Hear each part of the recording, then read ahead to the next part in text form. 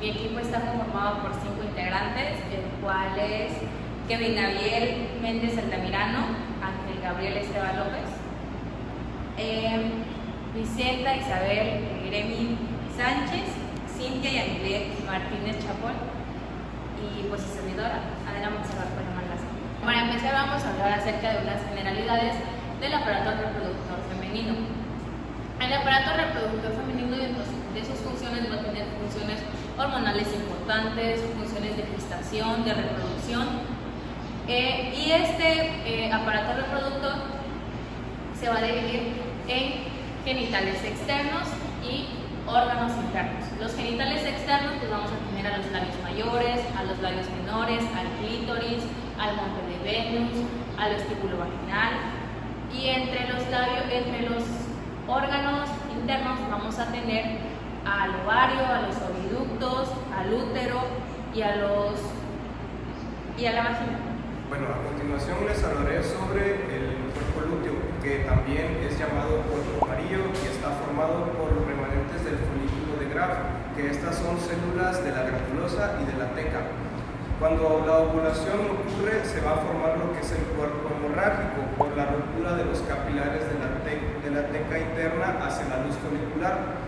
Las células de la capa granulosa van a sufrir cambios y se van a dividir en dos, que son células luteínicas de la teca y células luteínicas de la granulosa.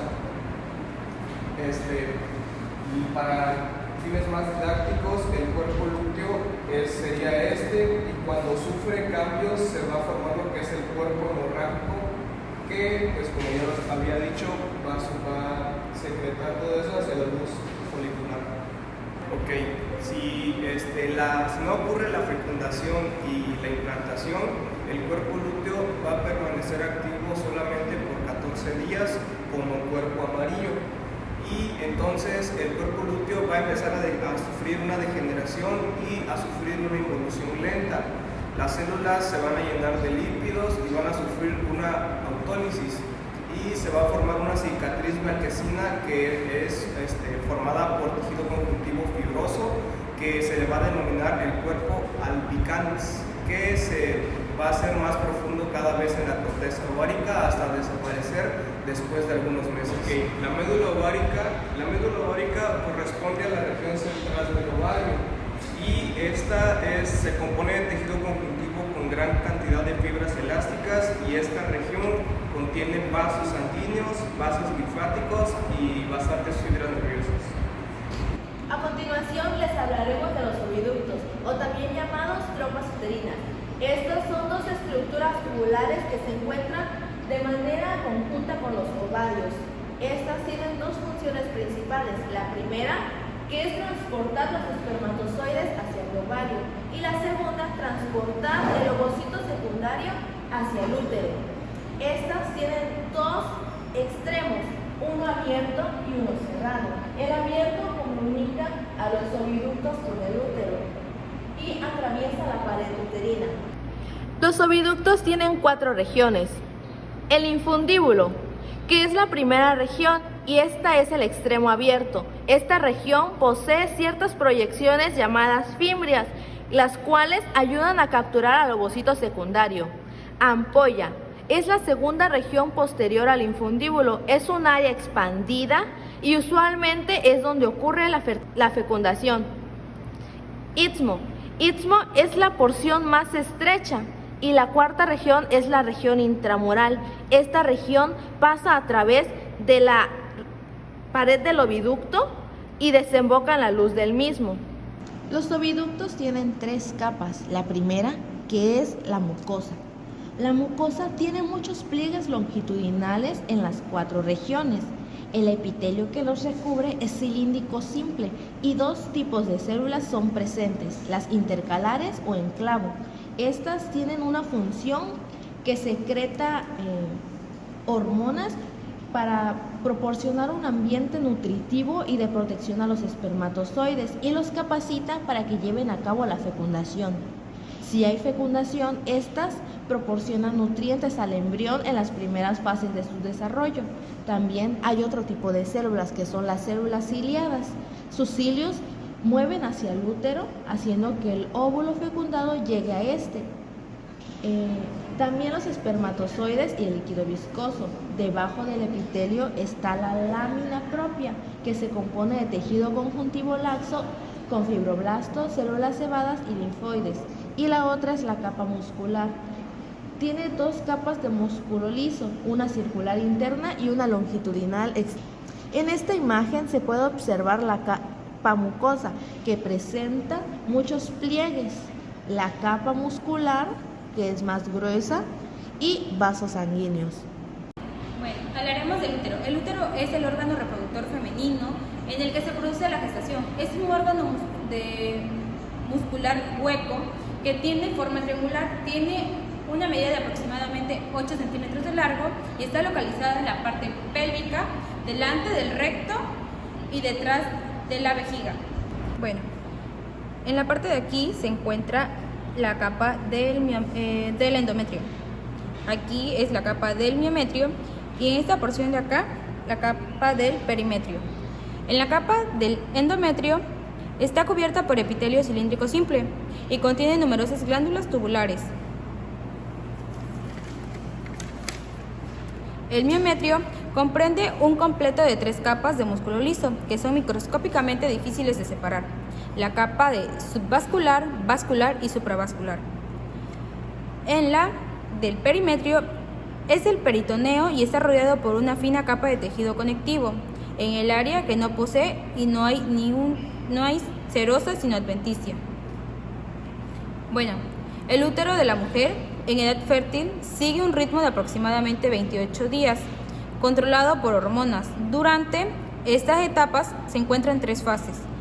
La fase menstrual, que es de 1 a 4 días, y son las arterias espirales en el endometrio que contraen, llevando a isquemia y desprendiendo en la capa funcional. En la fase proliferativa, del día 5 al 14, las células de la capa basal se dividen rápidamente llevando una región rápida del epitelio, la capa funcional y las arterias espirales. La fase secretora es la última, del día 15 a 28. Comienza con una ovulación, deteniendo la proliferación y preparando una implantación del óvulo. Se trata de una acumulación intracelular de glucógeno y una dilatación de la luz uterina. En esta etapa, si no ocurre la fertilización, durante la fase secretoria, las arterias espirales se contraen y el ciclo inicia nuevamente. A continuación les voy a explicar un poco sobre el proceso de fecundación e implantación. La fecundación es la fusión del espermatozoide y el óvulo. Esto se lleva a cabo en la región ampular del oviducto. Durante la ovulación se expulsa un ovocito secundario rodeado por la zona pelúcida y las células de granulosa que forman la corona radiada. Este ovocito se transporta al útero mediante el oviducto por los cilios. Estos cilios ayudan al movimiento junto con las contracciones musculares para que éste pueda llegar al útero. Por otra parte, los espermatozoides depositados en la vagina durante el coito viajan por todo el oviducto para llegar a la región ampular. Este recorrido es muy importante ya que ahí se lleva a cabo la capacitación. La capacitación es el proceso por el cual la vagina prepara al espermatozoide para que pueda sobrevivir en ese ambiente ácido. Cuando ya está en la ampolla, el espermatozoide debe penetrar la zona pelúcida para llevar a cabo la reacción acrosomal. Debe penetrar la corona radiada para poder llegar a la zona pelúcida. Esta presenta proteínas SP3 que son especies específicas, lo que permite el reconocimiento entre ambos gametos. Después se da la reacción acrosomal, que es la liberación de enzimas que degradan la zona pelúcida cuando ya la atraviesa. El espermatozoide atraviesa el espacio previtelino para fusionar las membranas. La fusión impide la polispermia. que es la reacción cortical, que significa que varios espermatozoides quieran o puedan entrar a un ovocito. Después, el núcleo del espermatozoide se deposita en el citoplasma del ovocito. Esto estimula al gameto femenino a completar la segunda división metótica. Esto hace que los núcleos se unan formando un cigoto diploide. El tiempo entre la ovulación y la fecundación es de 24 horas. Si no ocurre esta fecundación, el ovocito se degenerará y sufrirá fagocitosis. Ahora hablaremos de la implantación. Conforme el cigoto continúe su camino por el oviducto para llegar al útero, este pasa por muchas divisiones mitóticas y se convierte en una esfera de células a la que se le llama mórula. Después, la mórula se vuelve a dividir hasta que se transforma en el blastocisto, el cual tiene tres regiones: el trofoblasto, que es la porción embrionaria de la placenta; el embrioblasto, que es la masa muscular interna que origina al embrión; y el blastocele, que está lleno de líquido viscoso. El blastocisto llega al útero entre 4 y 6 días después de la fecundación. En el sexto y el séptimo día comienza a adherirse al epitelio uterino, a esta parte de acá.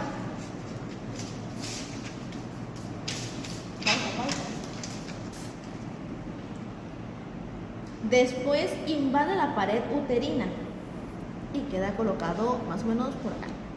A esto se le llama implantación. Cuando se adhiere al útero, las células del trofoblasto ayudan a transformar el endometrio en la decidua. Esto ayuda a formar la decidua basal.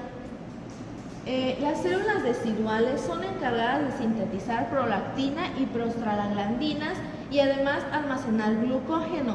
Este lo utilizará el embrión para nutrirse. Cabe mencionar que las células del trofoblasto se estimulan para poder estar en contacto con la pared uterina. Proliferan y forman dos regiones: el citrotrofoblasto y el sincitiotrofoblasto. Estas regiones darán origen a las capas extraembrionarias denominadas amniocicorion. En esta imagen podemos observar el corion, la decidua basal, la cavidad cariónica, la cavidad amniótica, que en este otro esquema la cavidad amniótica es esto representado por azul. Son las mismas capas, pero ya formadas de mejor manera. Todo esto se llevará a cabo pues en esta hora, y como se mencionó antes, los oviductos son una parte muy fundamental para este proceso. A continuación les hablaré de la vagina y de los órganos externos. La vagina es una estructura fibromuscular que comunica los órganos externos con los órganos internos. Esta está cubierta por tres capas: la adventicia, la muscular y la mucosa. Para fines más didácticos, en esta maqueta les voy a mostrar sus tres capas. Primero tenemos a la mucosa, a la muscular y a la adventicia. La mucosa posee un revestimiento plano estratificado no queratinizado. En algunos humanos y en algunos primates se encuentran gránulos de queratoyalina. Es importante mencionar que también se presentan células de Langerhans que actúan como presentadores de antígenos. También la vagina sintetiza glucógeno por estímulo del estrógeno. Este glucógeno es liberado hacia la luz de esta misma, y la flora bacteriana se encarga de metabolizar este glucógeno, y así se crea el ácido láctico. Bueno, la muscular, que sería esta de aquí, está formada pues por músculo liso y por músculo circular. Estas se entrelazan o entremezclan y crean lo que ya conocemos como la capa muscular. Y por último, la adventicia, que es un tejido conjuntivo fibroelástico que fija la estructura circundante. Dentro de estas capas, dentro de esta capa, encontramos haces nerviosos y es altamente vascularizado. Para continuar, tenemos a los órganos externos de la mujer. Estos son 5 que en conjunto crean la vulva.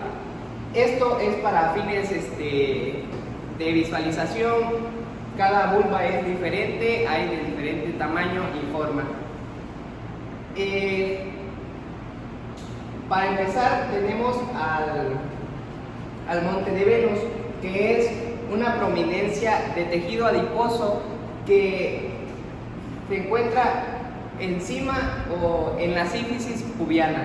Luego tenemos a los labios mayores, que son plegamientos de piel que contienen vellosidades o vello pubiano. Luego tenemos a los labios menores, que delimitan al orificio vaginal y nos protegen un poco parte del clítoris. El clítoris es una estructura homóloga al pene, es eréctil. ¿Y qué es homólogo? Homólogo quiere decir que es idéntico al pene. Esta estructura es altamente sensible al tacto. ¿Por qué? Porque contiene estructuras que reciben el nombre de Pacini y de Meissner.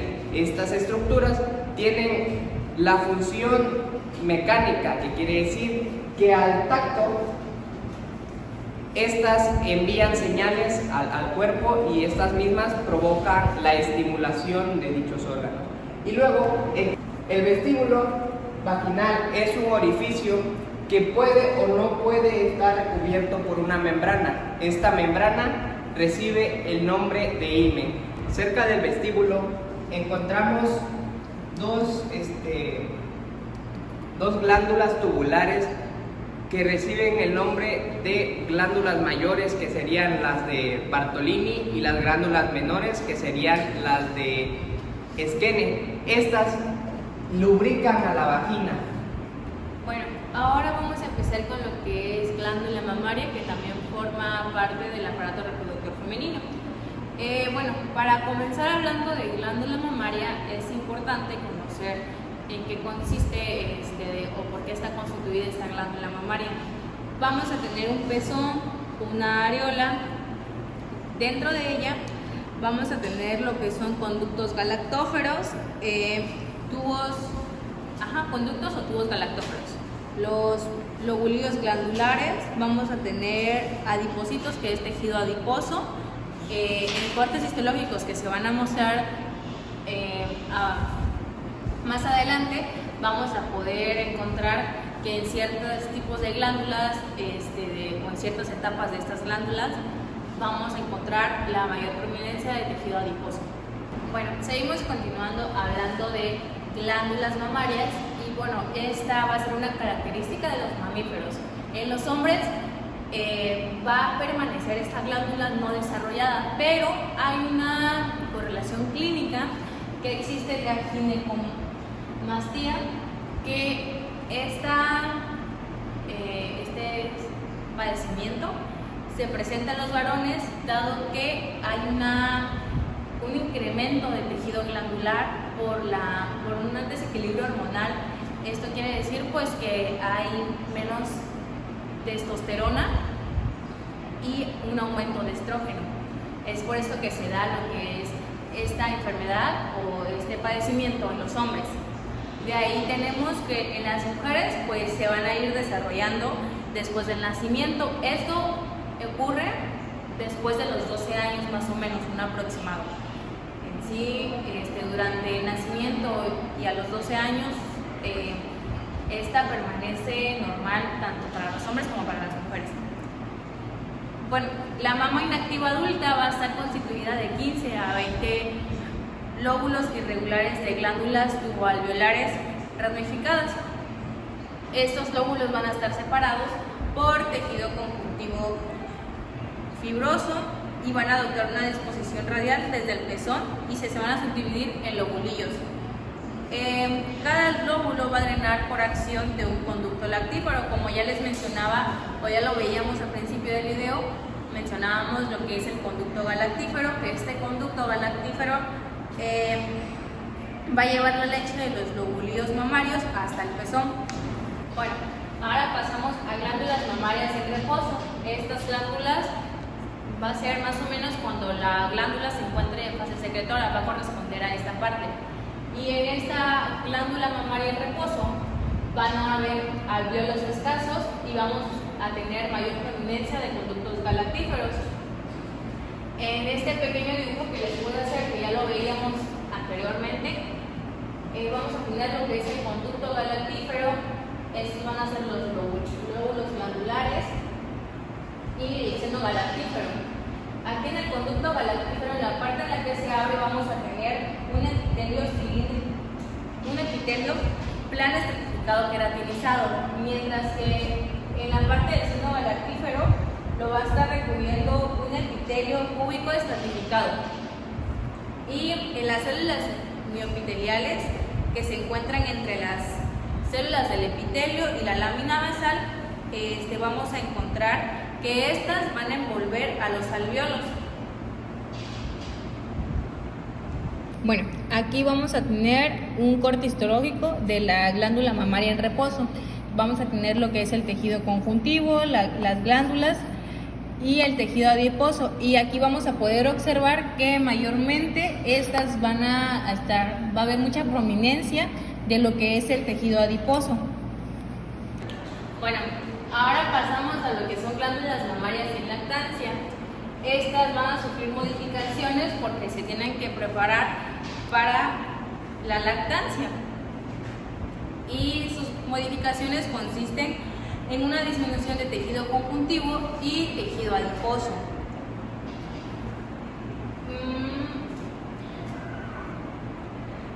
Las células de los alvéolos pueden ser desde planas hasta cilíndricas bajas, y conforme las células de los alvéolos se van a proliferar y se desarrollan, los conductos se ramifican. Estos van a ser los conductos, los que ya les mencionaba. Bueno, la activación de las glándulas mamarias pues se va a deber a un incremento súbito tanto de progesterona como estrógeno.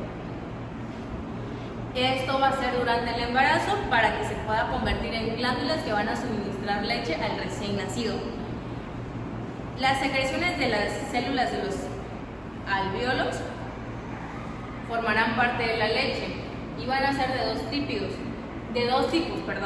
Los lípidos, que se van a almacenar como gotitas en el citoplasma de las células secretoras y se van a liberar a través de las mismas por un tipo de secreción apócrina, mientras que las proteínas, que se sintetizan dentro de las células secretoras, van a ser liberadas por el tipo de secreción perócrina. Y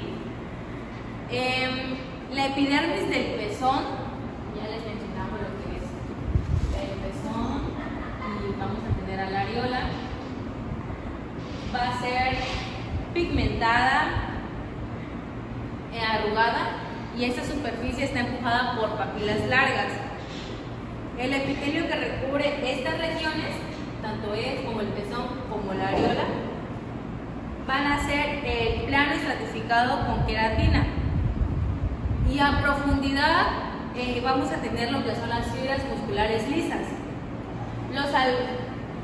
La areola, esta parte de acá, va a contar con glándulas sebáceas, sudoríparas y glándulas mamarias modificadas o de Montgomery. Bueno, esto es un corte histológico de la glándula mamaria en lactancia. Y como ya lo mencionaba, va a haber una disminución de tejido adiposo y de tejido conjuntivo, y vamos a tener lo que es el tejido glandular. Si hacemos una comparación en lo que son el corte histológico de la glándula mamaria en reposo, vamos a ver que hay una prominencia de tejido conjuntivo y tejido adiposo, mientras que las glándulas son menos. Y acá pues es lo contrario a la primera. Bueno, Pasamos a las secreciones de la glándula mamaria. La glándula mamaria está preparada para secretar leche incluso antes del nacimiento, pero esto se detiene por acción de ciertas hormonas. Entonces, por esta parte no sucede.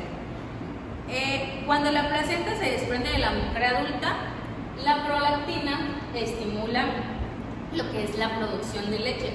Pero antes de que esto suceda, en los primeros posteriores días del nacimiento se secreta un líquido conocido como calostro. Este líquido va a contener lo que son proteínas, vitaminas A, sodio, algunas células como linfocitos, monocitos, minerales, lactoalbulina, anticuerpos, los cuales van a nutrir al recién nacido y le van a dar una inmunidad pasiva. Y bueno, la leche se produce a partir del cuarto día después del parto y es un líquido que va a contener componentes similares a los del calostro y también va a contener lo que son lípidos, caseína, electrolitos, lactosa. La producción de leche es estimulada en ocasiones por el recién nacido y por la anticipación de la lactancia. En conjunto ocasionan un aumento de producción de prolactina. Cuando la producción de leche comienza y se sigue así, se almacenan lo que son los conductos de la mama, que también son conductos galactíferos como se los mencionaba. Y junto con la producción de prolactina se va a liberar lo que es la oxitocina almacenada en la neurohipófisis. Bueno, si esto no llega a ser succión, la secreción cesa y las glándulas mamarias van a comenzar a involucionar, con lo consecuente vamos a tener lo que es el retorno del tejido glandular a su estado inactivo de reposo. Y con esto pues terminamos lo que es parte de las glándulas mamarias. Ok, las correlaciones clínicas serían el cáncer de ovario, que esta representa la tercera neoplasia ginecológica más frecuente y la cuarta causa de muerte por cáncer en la población mexicana. Y por lo general, al no presentar síntomas específicos, esta se detecta en estadios muy avanzados. Los factores de riesgo de esta enfermedad son la nulliparidad, la menarca temprana, la menopausia tardía, la edad avanzada, y otro factor también puede ser los antecedentes familiares. Aquí podemos observar un útero con también el ovario. Este es un ovario sano, pero en ocasiones el ovario está inflamado y presenta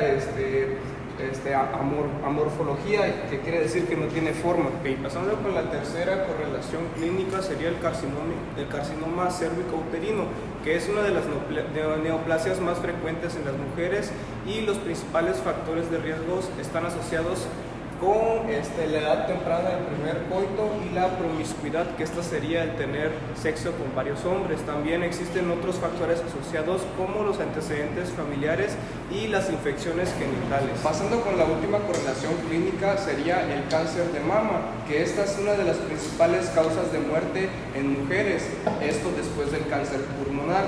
La incidencia va aumentando conforme la edad y los factores de riesgo que se han asociado con esta patología son numerosos, y algunas de estas serían la predisposición genética, la edad avanzada, el desarrollo de una enfermedad de mama proliferativa, la exposición a la radiación y la nulliparidad. Bueno, con esto terminamos de ver lo que es el aparato reproductor femenino, donde vimos lo que es el ovario, correlación clínica del ovario, también vimos lo que es el cervix, el útero, y posterior a ello lo que es también sus correlaciones clínicas, y de glándula mamaria vimos también relaciones clínicas de ello, y así como sus funciones, y cada